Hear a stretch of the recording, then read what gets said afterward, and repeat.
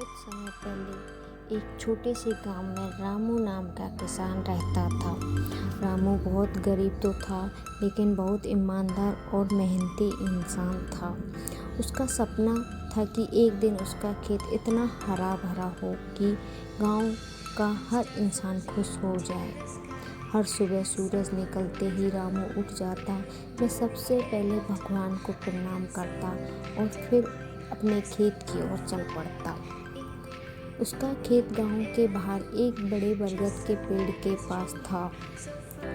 रामू सबसे पहले हल लेकर खेत जोतता, कभी बैल की मदद से और कभी खुद ही मेहनत करके।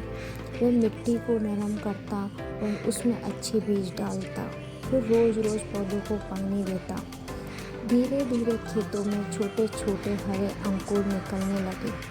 गांव के बच्चे जब वहां से गुजरते तो खुशी से चिल्लाते, देखो देखो, रामू काका के खेत में नन्हे पौधे उग आए। बच्चे पौधों के चारों ओर खेलते।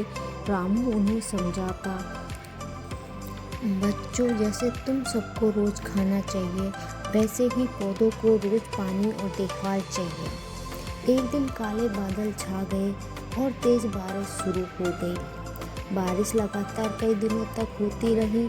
रामू का खेत पानी से भर गया, पौधे डूबने लगे और मिट्टी बहने लगी। रामू चिंतित हो गया। उसने सोचा, अगर ये फसल नष्ट हो गई तो पूरे साल की मेहनत और उम्मीद बेकार हो जाएगी। लेकिन रामू ने हिम्मत नहीं हारी। उसने गांव के बच्चे और कुछ दोस्तों की मदद से खेत से पानी निकालने के लिए नाली बनाई। दिन रात की मेहनत से धीरे धीरे खेत का पानी उतर गया। कुछ हफ्तों बाद पौधे और भी मजबूत हो गए।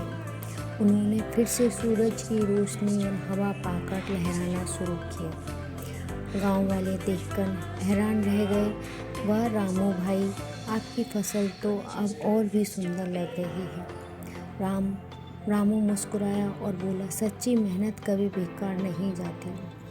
कई महीनों की देखभाल के बाद खेत में सुनहरी गेहूं की बालियां लहराने लगी।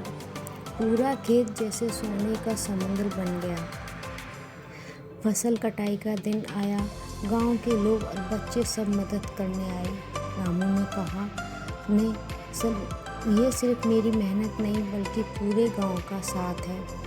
फसल कटकर जब घर पहुंची तो रामू के पास इतना अनाज था कि वह पूरे साल आराम से जी सके और दूसरों की भी मदद कर सके। गांव में